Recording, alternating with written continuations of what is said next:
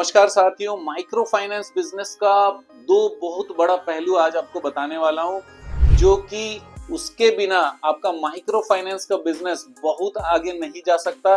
Profit आप कमा भी रहोगे तब भी डिस्टर्ब हो जाओगे, और अगर ये दोनों चीजें एप्लीकेबल कर दी तो आप प्रॉफिट भी बचा लोगे, कंपनी भी बढ़ा लोगे, उसके बाद भी आपको पता रहेगा कि क्या होने वाला है। सबसे पहला चीज ये कि हर चीज बजट के हिसाब से होना चाहिए। इसका मतलब महीने का खर्चे का बजट क्या होगा, वेतन कितना देना है, किराया कितना देना है, इलेक्ट्रिसिटी बिल कितना देना है, हम लोगों को ऑफिस के खर्चे कितने लगेंगे, ट्रैवलिंग के खर्चे कितने लगेंगे, कलेक्शन के कॉस्ट कितने लगने वाले हैं, इसके अलावा लीगल खर्चे कितने लगने वाले हैं, यूनिफॉर्म के खर्चे हो सकते हैं। ऐसे सारे खर्चे जो रेगुलर बेसिस पे लगेंगे, महीने में लगेंगे, राइट, वो सारे चीजों को आपको लिखना पड़ेगा। ऑफिस का रेंट हो सकता है, कई बार गाड़ियां ली होती है, गाड़ियों का भी रेंट होता है। ऐसे सारे चीजों का आप क्या लिख लीजिए, बजट बना लीजिए कि महीने में इतने खर्चे होने वाले हैं।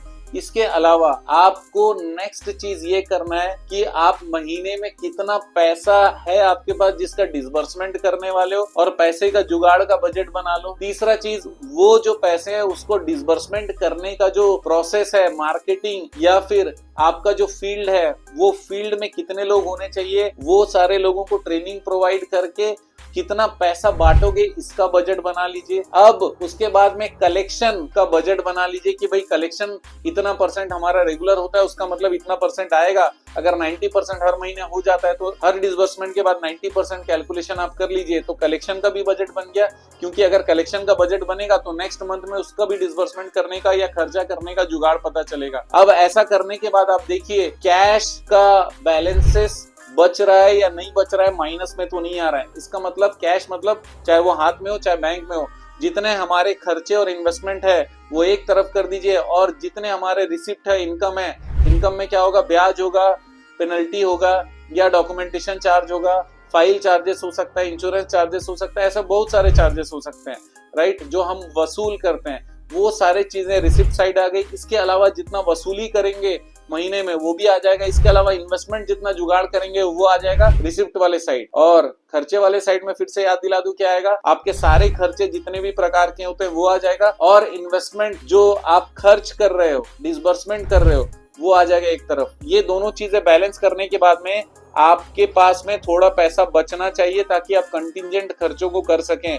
अगर ऐसा नहीं बच रहा है तो फिर प्रॉब्लम है। दोस्तों, ये बजट बनाने में अगर आपको असुविधा होती है या फिर अगर आपको लगता है कि सर ये बजट बनाने में मुझे मदद चाहिए पर्सनली, तो आप हमारी टीम से बात कर सकते हैं, कंसल्टेंसी ले सकते हैं, पर्सनल मीटिंग ले सकते हैं, ऑनलाइन जूम पर भी ले सकते हैं और डायरेक्टली आकर मुलाकात भी कर सकते हैं, क्योंकि धंधा बहुत इंपॉर्टेंट है। और अगर आपको लगता है कि सर मुझे रेगुलर ट्रेनिंग की जरूरत है, कोचिंग की जरूरत है, आप मुझे ये मदद करके दीजिए, तो साल भर में आप अपने आप को बहुत आगे पाने वाले हैं। तो ये बजट बहुत ज्यादा इंपॉर्टेंट है माइक्रो फाइनेंस में। दूसरा इंपॉर्टेंट चीज है, हमारा मॉडल प्रॉफिट का मॉडल होना चाहिए। बहुत सारे कंपनी वाले क्या करते हैं, कहीं से भी कलेक्शन आ रहा है तो कलेक्शन में बहुत सारा पैसा देते हैं, कहीं से कस्टमर आ रहा है तो कस्टमर के अगेंस्ट में पैसा देते हैं, उसके बाद उनके खर्चे काटने के बाद में उसका जो मॉडल है, मॉडल ही लॉस वाला हो जाता है। तो प्रॉफिट का कैलकुलेशन रेगुलर बेसिस पे होना चाहिए। हर मंथ में देखिए प्रॉफिट कितना आ रहा है। अगर लॉस आ भी रहा है तो क्या वॉल्यूम बढ़ने पे लॉस कम होने वाला है? तो प्रॉफिट जनरेट करने के लिए जो जो चीजें आपको करनी है वो सारा काम, जितना वॉल्यूम बढ़ाना चाहिए उतना मिनिमम आप वॉल्यूम बढ़ा लीजिए। क्योंकि अगर आप ब्रेक इवन पॉइंट में नहीं है, ब्रेक इवन पॉइंट बीपी, इसका मतलब होता है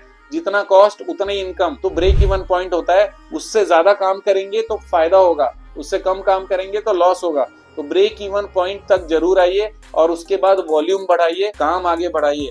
इसके साथ एक चीज मैं बोनस आपको बोलना चाहता हूँ, पैसे का जुगाड़ आपके पास में रहना चाहिए। आज जितने जेब में है या हाथ में, उससे ज्यादा का जुगाड़ हमारे पास रहना चाहिए, जो हम लोग फ्यूचर में लेकर आ सके, अगले महीने लेकर आ सकते हैं, उसके बाद वाले महीने में ला सके।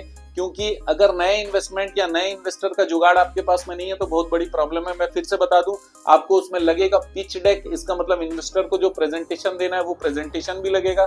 तो क्या दो चीज लगा, एक पिच डेक लगा जो शॉर्ट फॉर्म में होता है, इन्वेस्टर प्रेजेंटेशन थोड़ा डिटेल होता है। इसके साथ में आपको मीटिंग का स्ट्रक्चर पता रहना चाहिए। उसके बाद में इन्वेस्टर को किस तरीके से हम लोगों को डेवलप करना है, उनसे रेगुलर मीटिंग करना है, बात करनी है, ये सारी चीजें भी हम अपने बिजनेस कोचिंग में और 1-to-1 कोचिंग में सिखाते हैं।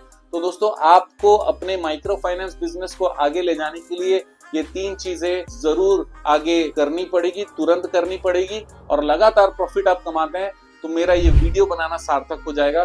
और वीडियो को शेयर करना मत भूलिएगा, लाइक सब्सक्राइब जरूर करिएगा। आप जानते हैं हमारा मिशन है हमेशा आप लोगों की मदद करना और समय पर सारी जानकारी देना, तो बने रहेगा हमारे साथ। मुझे मजा आ जाता है आप लोगों के साथ कनेक्ट होकर। आपको भी आता है क्या, जरूर बताइएगा। आपका दिन जबरदस्त और शुभ हो।